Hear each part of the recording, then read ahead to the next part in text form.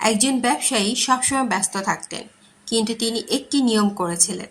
প্রতিদিন দোকান খোলার আগে এবং বন্ধ করার আগে ১০০ বার সুবহানাল্লাহি ওয়া বিহামদিহি পড়ব। পাশের দোকানদার হাসাহাসি করত। এতে কি ক্রেতা আসবে?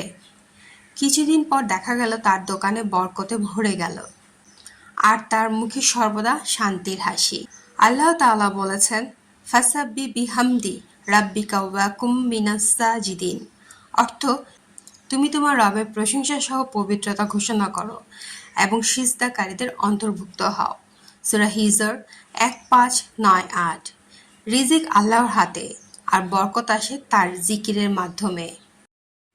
ভিডিওটি যদি ভালো লেগে থাকে তবে লাইক করুন, যাতে আপনার ভালোবাসা পৌঁছে যায় আল্লাহর দ্বীনের বার্তায়।